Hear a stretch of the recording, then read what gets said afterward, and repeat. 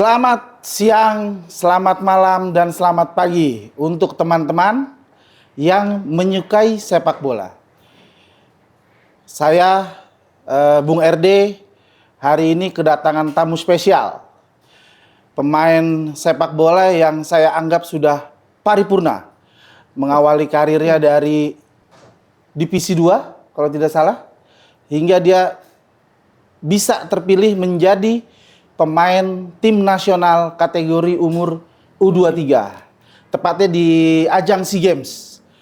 Dan beliau ini sekarang sedang menapaki karir sebagai pelatih yang cukup mumpuni.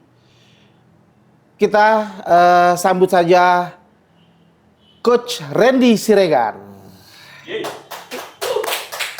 Selamat siang. Gimana kabarnya, Coach? Alhamdulillah sehat. Alhamdulillah sehat ya. Coach, kalau kita lihat bahwa Coach ini kan mengawali karir dari bawah ya. Iya. Kita lihat bahwa dulu waktu Coach memulai karir mungkin tidak banyak privilege ya. Jalur-jalur khusus untuk pemain muda sehingga bisa langsung main di klub-klub liga besar gitu kan. Iya kan? Nah, bisa nggak Coach diceritakan sedikit awal memulai karir itu seperti apa? Singkat aja gitu. Ya awal mula sih dari junior ya di Persikota dulu, Suratin. Kan dulu ada ajangnya Suratin. Ya kalau sekarang dulu EPA nih, kalau sekarang yang... Kalau dulu tuh udah momen topnya di junior itu Suratin. Nah alhamdulillah kepilih saya di Suratin 17 Persikota. Tahun 2006. 2006 ya? 2006. Oke. Nah, habis itu naik ke senior, tapi status masih magang.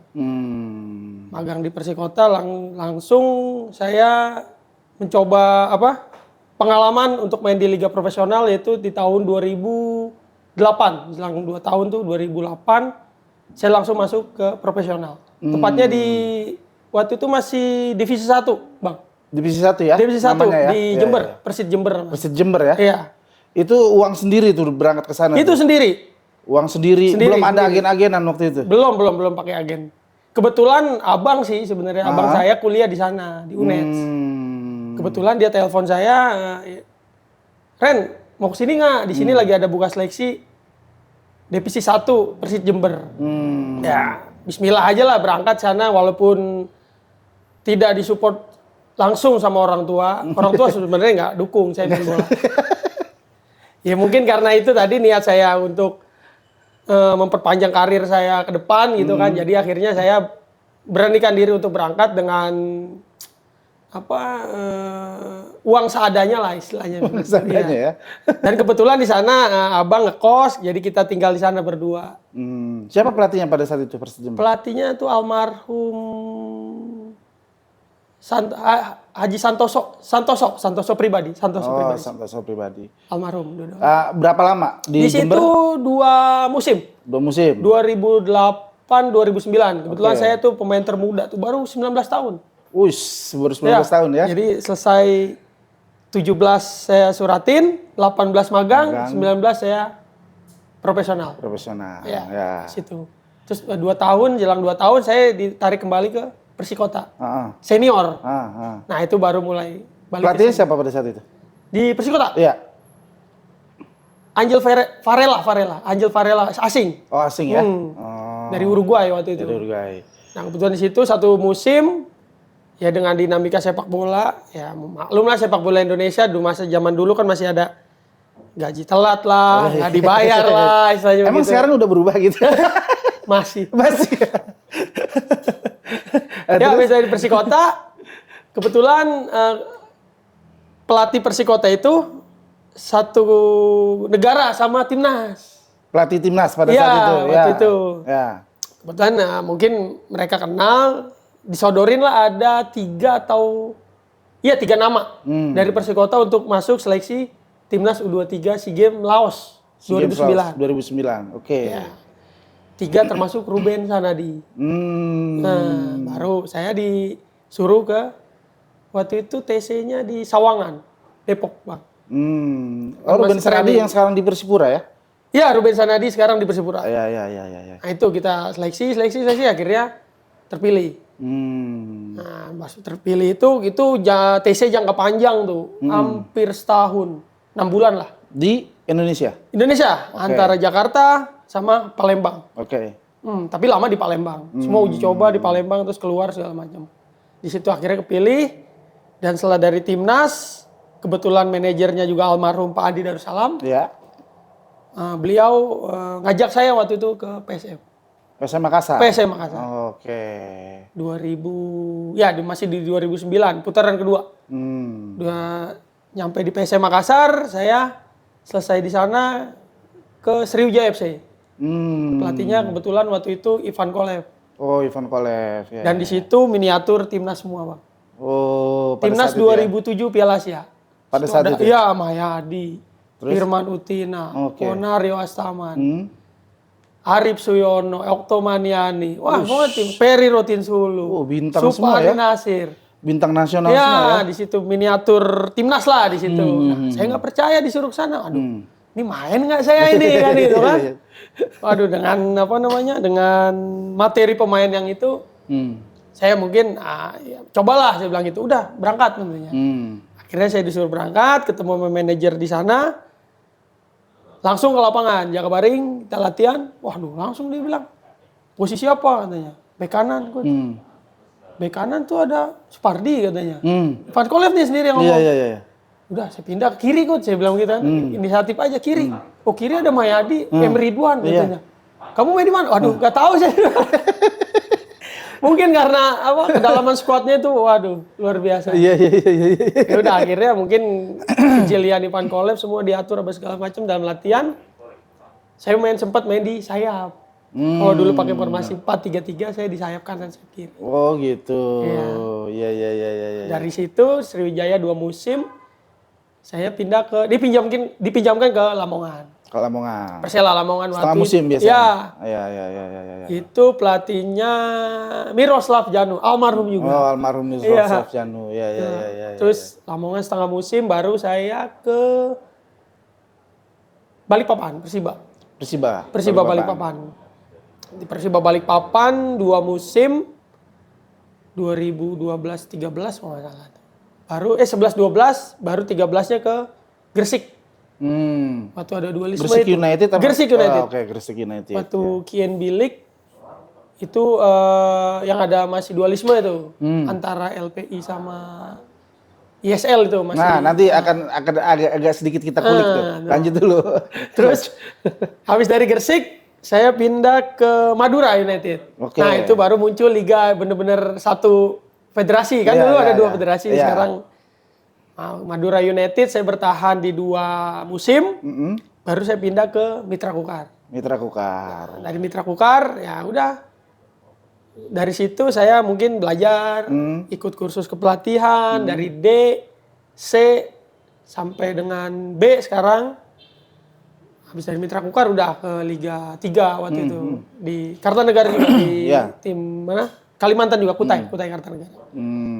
Nah, kan ada lebih dari dikatakan hampir 10 klub ya, berarti coach 10, ya. 10. Selama malang melintang di dunia persilatan sepak bola ini ya.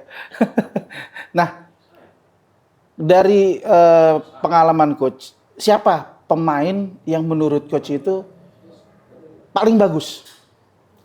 Maksudnya di era saya atau? Bukan, yang pernah main sama Coach Randy. Oh, di satu tim? Di satu tim, dari ke-10 atau ke-9 tim ini, siapa yang menurut asing, Coach? lokal? Ya asing 1, lokal 1 lah. Kalau asing saya, beruntung. Waktu itu di Madura United, saya satu tim dengan pemain Liga Inggris. Peter Odemwingie. Oh, iya. Kalau dulu saya masih nonton di TV, dulu di Stoke City kalau nggak salah. Stoke City, ya betul. Saya masih nonton, sekarang satu tim, wah itu bener-bener nggak percaya dengan dia yang datang ke Indonesia gitu, dengan kualitasnya, dengan profesionalismenya dia bawa ke tim waktu itu. Saya rasa sangat luar biasa, Bang. Saya banyak belajar dari itu. Peter ya? Peter Odemwingie. Latihan dia, sebelum latihan dia sudah bener-bener prepare lah istilahnya tuh. Iya, iya, iya. Ya sendiri mandiri dia, sendiri gitu. Nggak dibantuin sama official. Dia Biasa semua- kan kalau ya. pemain Ya, Liga mungkin, Indonesia kan mungkin agak-agak gimana gitu ya kan. mungkin kan, ya lu baru Liga Indonesia, di Premier League aja begitu gitu kan. Dia semua prepare apa segala macam. Iya. Dan satu lagi waktu itu sama Korea, waktu Sriwijaya, aduh namanya lupa. Siapa? Shin. Yang bukan. Lim Jum Sik waktu itu, yang gelandang. Iya. Nah, dia. Iya. Dia luar biasa. Porsi latihan dia merasa kurang, dia tambah sendiri. Dia tambah sendiri ya. Waktu di Palembang waktu itu saya libur gitu, main ke mall, dia jogging. Dia lewat mall itu. Nah, dia sendiri jogging, dia nggak ada libur ya. Iya. Ya kita tahu dia dengan fisiknya sekarang Korea tuh kan, waduh luar biasa. Lokal? Kalau lokal, kalau saya sendiri nggak mungkin ya, Bang ya? Iya nggak apa-apa juga.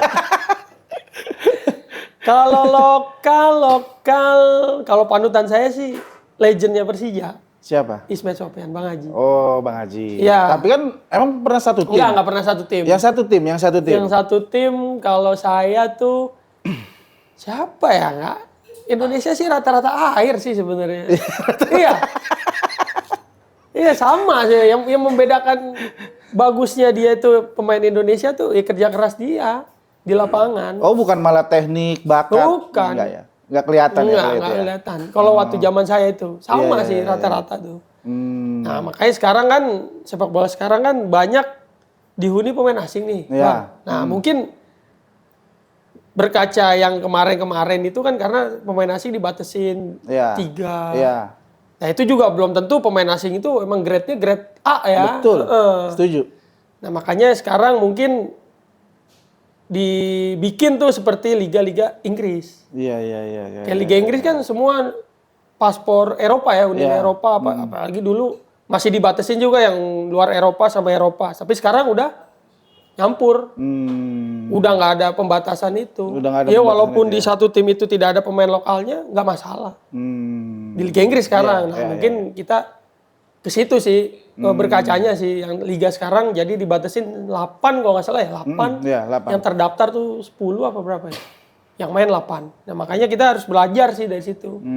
Justru jangan kita down sebagai pemain lokal gitu. Ya harus lebih terpacu ya. Betul. Iya. Karena kan itu dia. Sekarang sepak bola sekarang berkembangnya pesat. Nggak kayak dulu. Makanya saya ngelatih SSB gitu kan sekarang.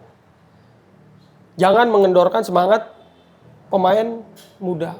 Kadang kan pelatih gitu, waduh latihan nih banyak asing nih ngapain, buat apa asing gini-gini. Nah justru jangan begitu. Justru kita pacu nih yang muda-muda nih. Iya. Apa yang kurang?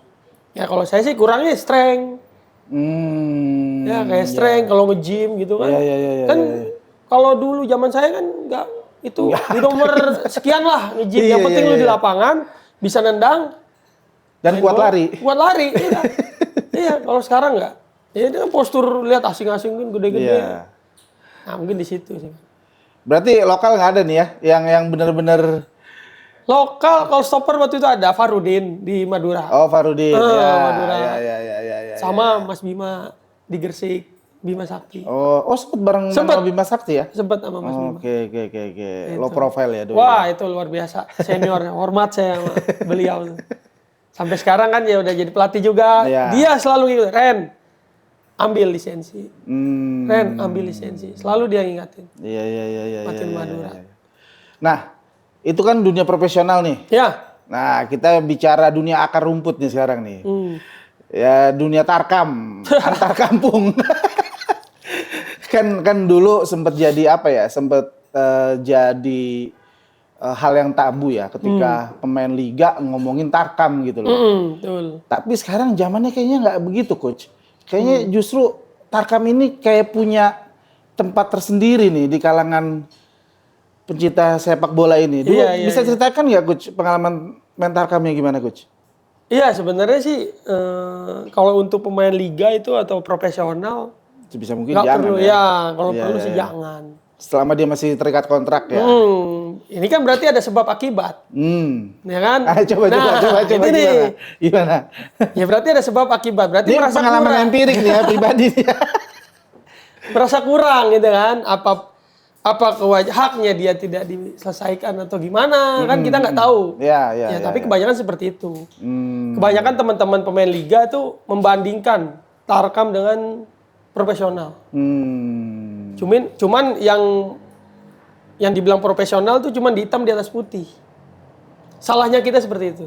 Oh. Hitam di atas Harusnya putih. gimana, Coach? Iya sebenarnya seperti itu, tapi kan hitam di atas putih itu nggak sesuai.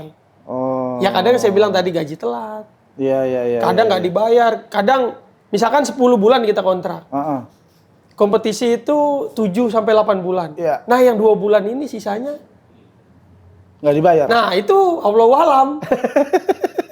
Makanya kita di kontrak itu kan sebenarnya udah tertera. Iya. Jadi kita berakhirnya kontrak itu nunggu 3 sampai 2 bulan itu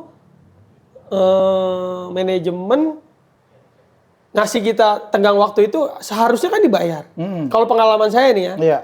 Dan sebelum itu kita udah komunikasi sama tim lain. Iya. Nah harusnya kan ini diselesaikan dulu baru kita pindah. Betul. Nah sementara dalam jangka waktu yang 2 bulan itu tim lain itu sudah harus kita bikin surat keluar dari tim lama. Nah yang tim lama ini pinter ngomongnya bilang kalau kamu minta surat keluar gaji kamu angus. Nah kalau kita nunggu, saya ngomong ke tim baru, saya tunggulah 2 bulan. Oh nggak bisa kita cepet nih. Kalau nggak kita cari pemain lain. Iya. Akhirnya ya itu tadi. Akhirnya di jeda itu 2 bulan off, kita sudah deal sama tim baru. Nah 2 bulan itu yang off Tidak dibayarkan. ya tidak karena udah perjanjian seperti itu. Di kontrak sih nggak ada. Pas keluarnya itu setelah kontrak selesai kita minta surat keluar. Oh gitu. Iya. Jadi kalau misalnya kita permasalahkan, surat keluarnya dijadikan bermasalah juga oleh pemilik klub. Iya, karena kan kita udah minta. Berarti lu keluar dong. Iya. Ya, kamu keluar dari tim ini ya berarti segala sesuatu kewajiban apa segala macam tim ini udah nggak lagi berlaku. Padahal klausul kontraknya kan Harus selesai. Iya. PSSI nggak bisa melindungi pemainnya. Nah itu nggak tahu dah. Itu sekarang makanya di ini. Nah jedanya 2 bulan itu kan nggak bayaran nih. Iya. Nunggu musim depan masih lama nih. Iya. Temen ngajak Tarkam ya mungkin ikut Tarkam. Jadi ada hubungan sebab akibat juga ya kenapa pemain liga ikut main Tarkam juga ya gitu. Ya kadang kalau misalkan ya nggak puas sih semua kurang puas maksudnya masih merasa kurang aja sih kalau orang sih sebenarnya. Makanya ikut main Tarkam apa segala macam kok. Tapi kan risikonya kan besar ya. Iya. Kalau cedera. Nah, itu yang kita takutin cedera apa segala macam. Ya, kebanyakan sih gitu. Memang penghasilan dari Tarkam itu bisa menggantikan penghasilan yang di profesional, Coach? Kalau di zaman saya sih, alhamdulillah sih enggak. Jauh, iya. Jauh. Kalau saya dulu ikut Tarkam nih, kalau saya ikut Tarkam tuh bukan, ya maksudnya cari nominalnya enggak. Oh. Ya bukan sombong nih, Bang, ya bukan sombong saya nih.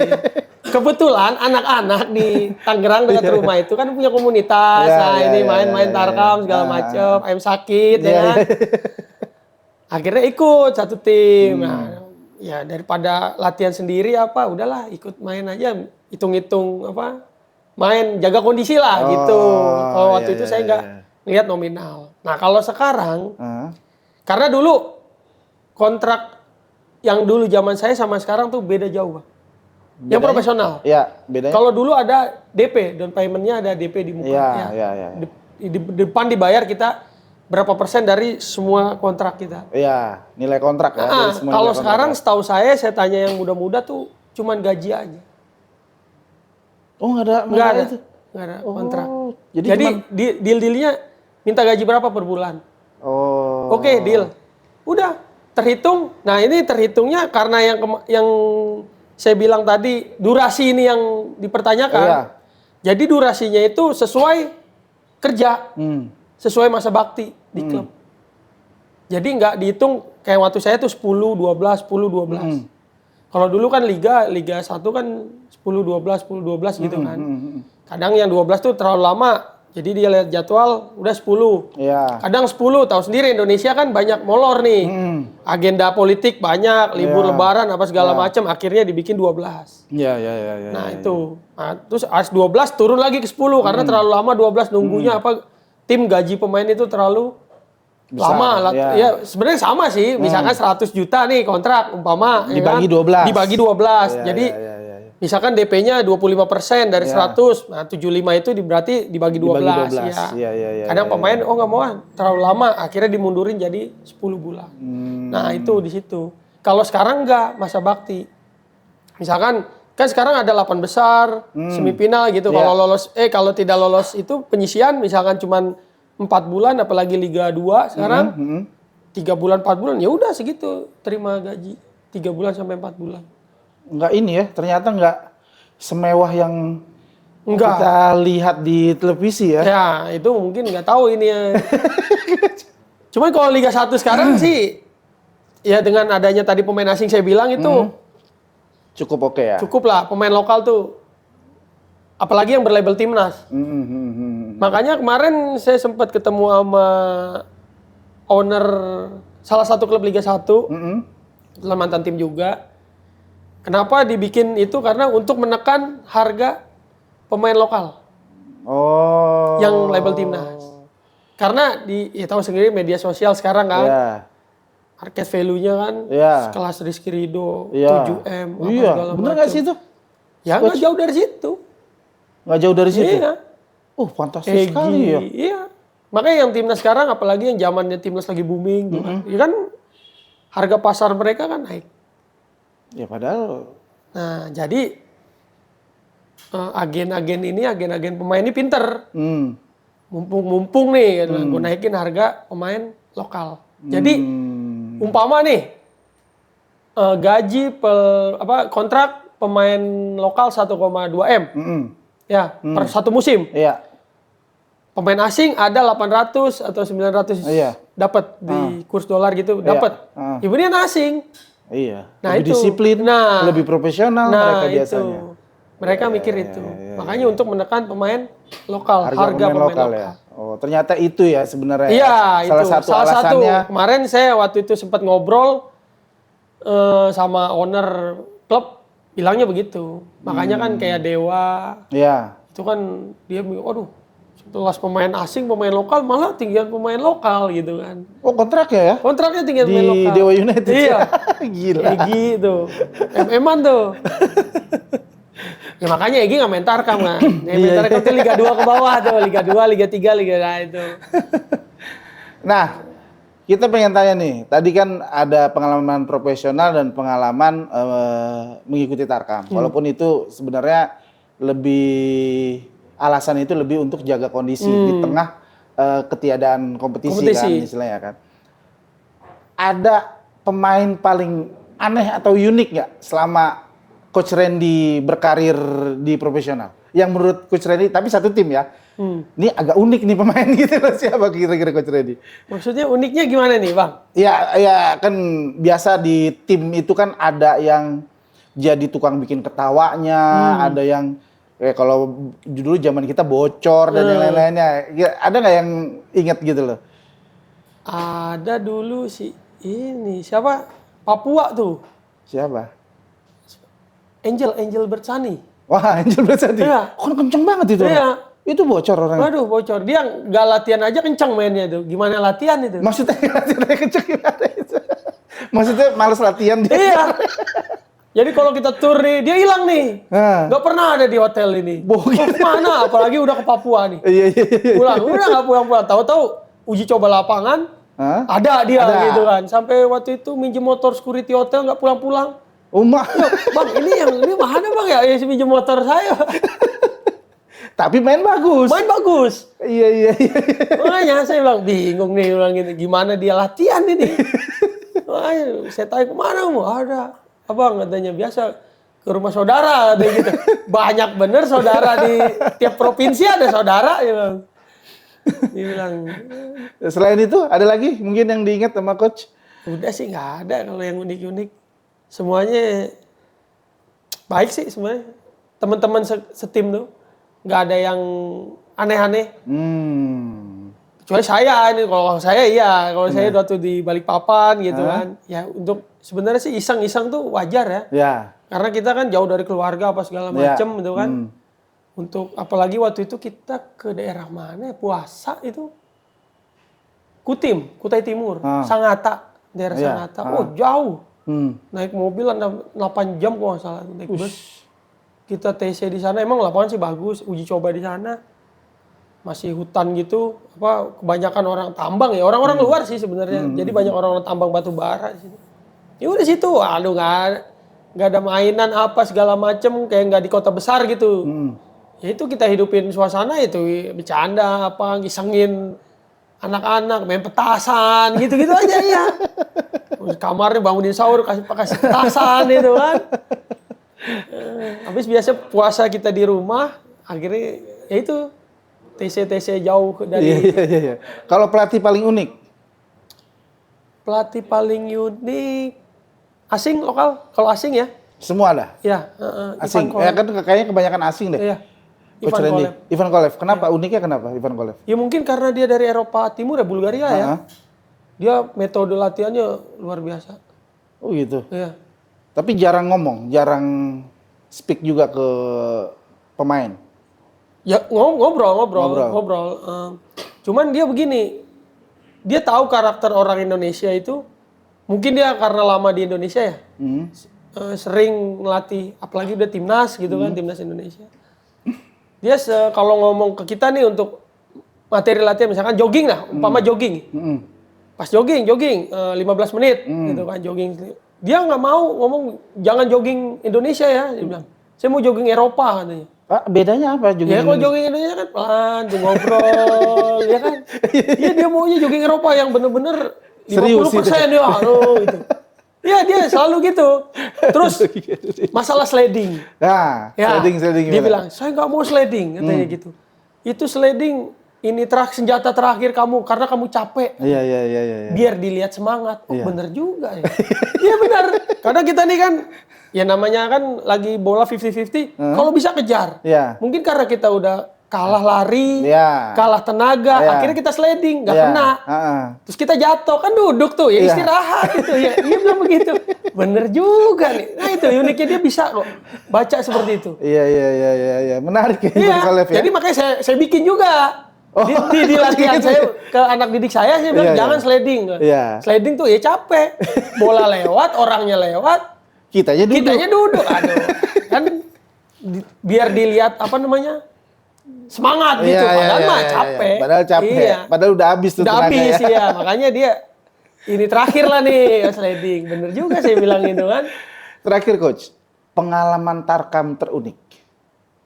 Kan kita tahu nih, kalau tarkam tuh biasanya aneh-aneh tuh. Wah, aneh, banyak. Ada ritual lah, ada apa. Nah, coba ceritakan 1-2 lah. Hampir semua sih sebenarnya. Hampir semua. Setiap main tarkam ada gitu-gitu. Suruh minum inilah, nelen inilah. Ya. Maksudnya gimana?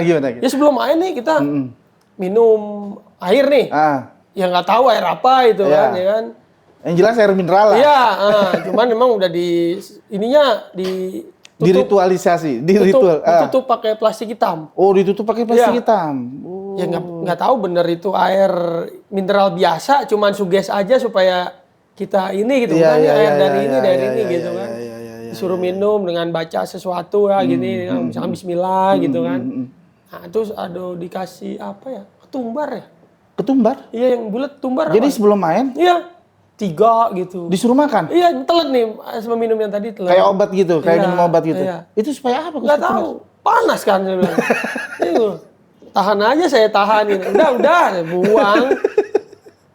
Iya, takutnya apa ya? Ketika menang, jadi itu akan terus. Iya. Ya kan? Iya. Jadi itu akan terus, akan berlanjut. Mungkin sekarang 3, oh menang bagus. Besok mungkin 4, 5, tumbarnya mungkin banyak sih minum tumbar kan. Terus apalagi air kembang apa tuh yang warna-warni itu 7 rupa. Itu dioles ke kaki apa segala macam. Oh, dibawa ke lapangan itu? Bawa ke lapangan. Terus diolesin ke kaki sebelum main? Terus supaya kebal? Ya nggak tahu, tetap aja sakit bang kalau ditendang mah. Ya mungkin sugestinya banyak sih. Ada juga sempat main di daerah Lebak apa Pandeglang gitu. Iya. Jadi ini keluar rumah nih pintu. Ntar kalau keluarnya lewat pintu belakang ya. Diarahin. Oh jadi Iya, nggak boleh lewat pintu depan. nggak boleh lewat pintu depan. Terus udah ke jalan raya, ini lapangan ke kiri deket. Kita ke kanan dulu muter lebih jauh. Oh, tawaf dulu, tawaf. Iya, muter baru situ. Iya. Makanya, ntar masuk lapangan kaki kanan duluan lah, kaki kiri duluan lah. Nah ini terus pilih gawang. Pilih gawang sebelah timur atau sebelah barat. Nah, iya. Itu sering terjadi berarti ya? Oh, banyak. Keunikan Tarkam itu. Tapi mah hasil ya kalau kalah. Mau disalahin siapa ya kan? Nggak mungkin disalahin air yang diminum kan? Ketumbar nggak mungkin kita salahin kan? Itu. Jadi unik. Tarkam dimanapun itu saya main Tarkam pasti ada ininya ritual-ritualnya. Iya. Nah, itu tadi yang saya bingung itu yang kiri deket sih lapangan. Kita harus ke kanan dulu. Jauh lagi muter ya? Baru. Waktu itu menang sih ya. Menang. Oke. Terima kasih Coach Randy. Siap. Mudah-mudahan dari apa yang diceritakan Coach Randy ini bisa mempersepsikan bahwa sepak bola itu bukan hanya ada di liga profesional, tapi sepak bola juga ada di kampung-kampung dan di desa-desa.